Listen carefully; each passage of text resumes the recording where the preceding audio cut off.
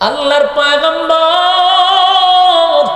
একটা দুইটা নয়, চারটা সন্তান ওনার একে একে দুনিয়ার থেকে বিদায় হইল। নিজের হাতে নবী সন্তানগুলারে গোসল পড়াইল, নিজের হাতে নবী গোসল পড়াইয়া, নিজের হাতে কাপন পড়াইয়া, নিজে নবী জানাজা পড়াইয়া, নিজের হাতে কবরে নামাইয়া দাফন করলো। নবী বলেন, আল্লাহ আমার একে একে 4 সন্তান চলে গেছে, আপনি নিছেন, আমার কোনো অভিযোগ নাই, আপনি নিছেন, আমার কোনো অভিযোগ নাই। আল্লাহ আমার কর্মীরা জায়গায় জায়গায় মার খায় গো, আমার কর্মীরা জায়গায় জায়গায় মার খায়, রক্তাক্ত হয়ে গেছে, আমার বেলাল রে মারে, খাব্বাব রে মারে, আমার সেখানে কোনো অভিযোগ নাই।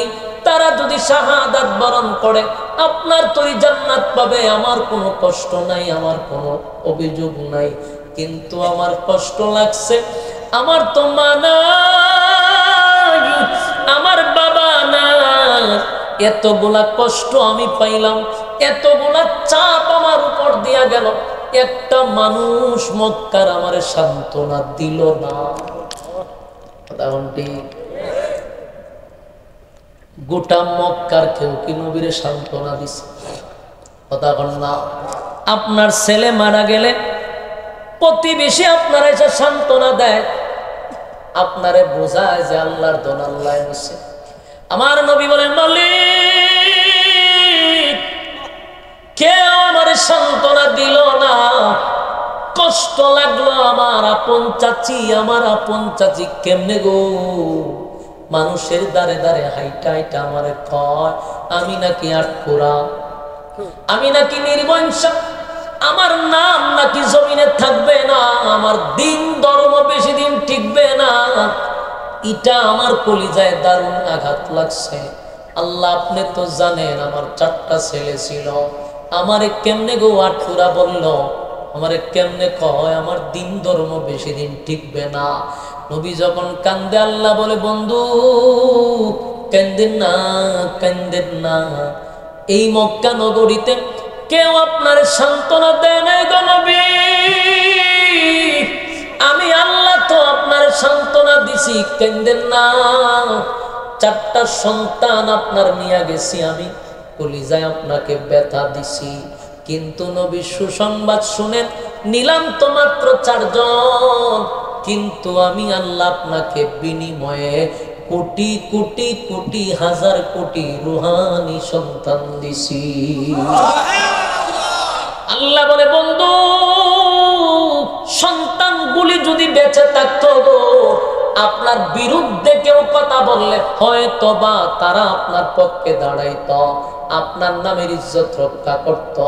অসুবিধা নাই, মাত্র 4 জন নিছি, কোটি কোটি হাজার কোটি রুহানি সন্তান দিছি। কিয়ামত পর্যন্ত আপনার নামের ইজ্জত ধরে রাখার জন্য আপনার রুহানি সন্তানরা জীবন দিতে প্রস্তুত। আমরা হলাম নবীর রুহানি সন্তান, ঠিক কিনা? আমরা হলাম নবীর রুহানি সন্তান। আমরা নবীর বিরুদ্ধে যদি কেউ কথা বলে ঘরে বসে থাকব, নবীর ইজ্জত রক্ষার্থে যদি জীবন দিতে হয় জীবন দিব, নবীর ইজ্জত ধরে রাখবো। যুবক ভাইরা, আল্লাহ নবীর সান্ত্বনা দিয়া কয়, নবী গো আপনার নিলাম 4 জন, দিলাম আপনারে হাজার হাজার কোটি কোটি রুহানি সন্তান, কান্দেন না।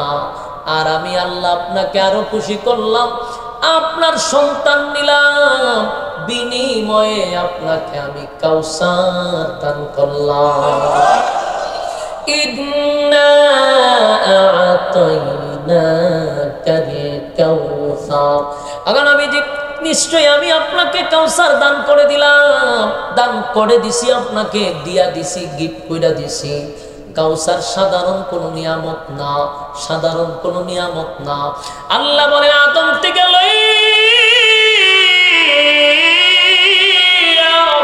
ঈসা রূহুল্লাহ পর্যন্ত কত নবী রাসূলগণ আমার পরীক্ষায় উত্তীর্ণ হইছে, কত নবীরা আমার সঙ্গে তারা সম্পর্ক ছিল।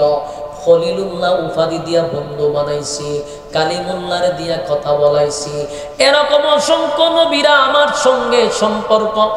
আমার পরীক্ষায় তারা উত্তীর্ণ হয়েছে, কিন্তু বিনিময়ে কাউসার দেই নাই, কাউসার দেই নাই।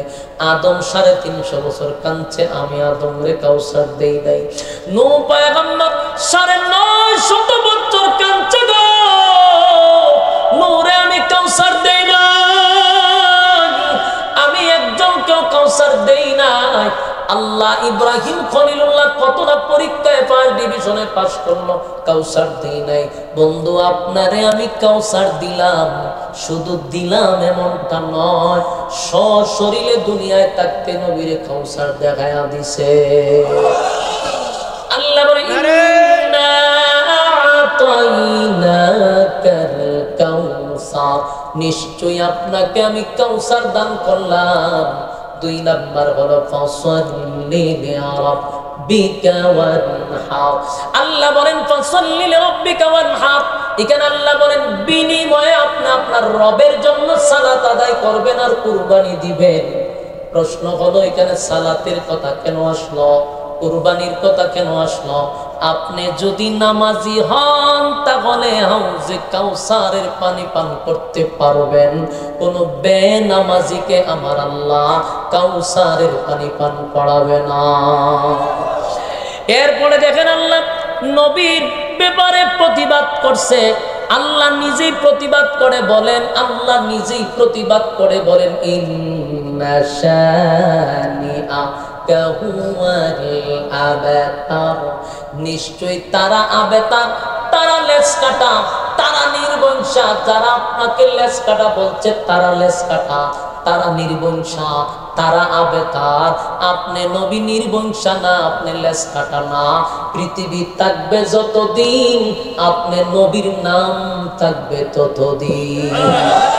এই যুবক ভাইরা বলুন, নবীর ইজ্জত রক্ষার্থে নবীর রুহানি সন্তানরা প্রস্তুত আছে না নয়? কিয়ামত পর্যন্ত নবীর রুহানি সন্তানরা নবীর ইজ্জত রক্ষার্থে জীবন দিবে, এটা হলো বাস্তবতা। বাংলাদেশে 16 বছরে যত নাস্তিক আর মুরতাদার ব্লগাররা নবীর বিরোধিতা করছিল, সর্বপ্রথম নবীর ইজ্জত রক্ষার্থে কওমি অঙ্গনের উলামায়ে কেরাম রাজপথে নেমে তার প্রতিবাদ করতে গিয়া ওই পেশিস সরকারের কুত্তা বাহিনীর গুলিতে অনেক লোক শাহাদাত বরণ করছে। মুলাতে আমার মায়েরা শাহাদাত বরণ করছে। তার মানে নবীর ইজ্জতের যেখানেই ক্ষতি হবে সেখানেই উম্মতেরা নবীর রুহানি সন্তানরা সেখানেই প্রতিবাদ করবে, কারণ যতদিন দুনিয়া থাকবে নবীর নামও ততদিন থাকবে। বাস্তব না বাস্তব? আবু জাহেলের নাম কেউ রাখে, আবু লাহেবের নাম কেউ রাখে, কেউ তাদের নাম রাখে না। আমরা নবীর সৈনিক, নবীর রুহানি সন্তান হিসাবে আমরা নবীর ইজ্জতের হেফাজতের জন্য আসি তো ইনশাআল্লাহ।